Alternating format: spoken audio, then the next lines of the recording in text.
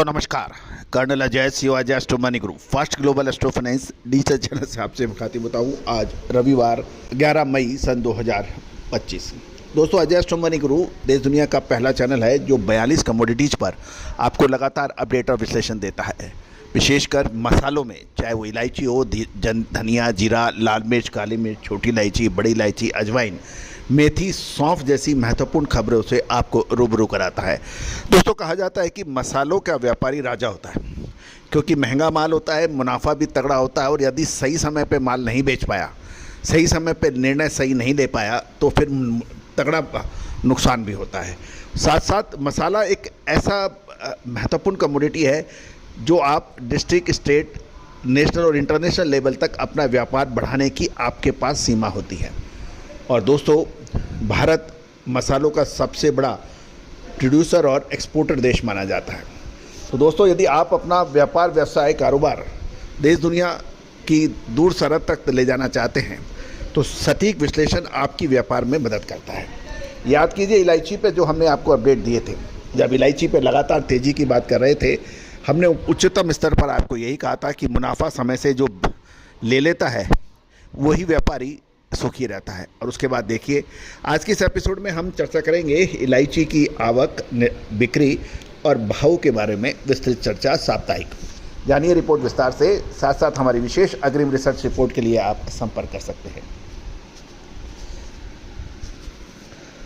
दोस्तों पिछले खबर निकल के आ रही है कि पिछले सप्ताह मसाला बोर्ड द्वारा दक्षिण भारत में नीलामी केंद्रों में आयोजित छोटी इलायची की नीलामी सोमवार से शनिवार तक देखें तो लगभग 4,58,771 किलो की हुई।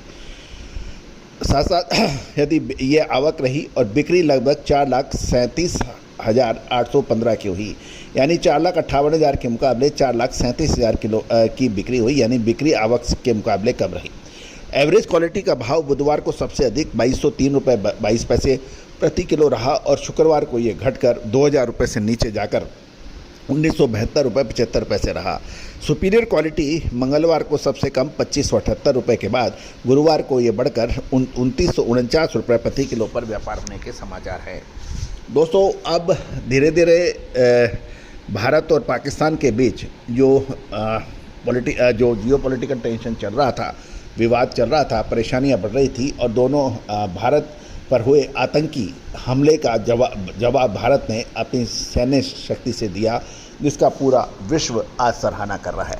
लेकिन अब क्योंकि ये लड़ाई परंपरागत लड़ाइयों से अलग है, क्योंकि कोई भी लड़ाई यदि होती है दो देशों के बीच में, उसमें एक लंबी तैयारी के लिए होता है। तो ये एक तुरंत कार्रवाई थी। मुझे उम्मीद है कि सीज़ फायर जो अमेरिका द्वारा घोषित है उसका दोनों देश पालन करेंगे और आम जनता और इकोनॉमी को राहत मिलेगी। लेकिन ये तो तय है कि यदि कोई आतंकी हमला करता है तो उसका पुरजोर जवाब देना किसी भी देश के लिए आवश्यक होता है, अन्यथा निर्दोष नागरिकों की हत्या एक के बाद होती जाएगी। तो दोस्तों हमें अपनी सरकार, अपनी देश की सेना का मनोबल बनाए रखना है और कोई भी अफवाह या किसी भी किस्म की जमाखोरी, सट्टेबाजी से दूर रहना है, यही हमारा कहना है। साथ साथ एक और विनम्र अनुरोध, हमारी सैन्य शक्ति आपसे बनी है।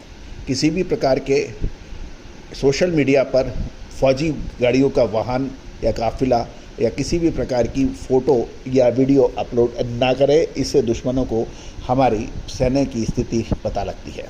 साथ साथ सरकार द्वारा जो दिशा निर्देश आपको जारी किए गए हैं उसके ऊपर भी आप पूर्णतः से पालन करें, यही हमारी आपसे विनम्र अनुरोध है। All the very best, good luck, happy trading.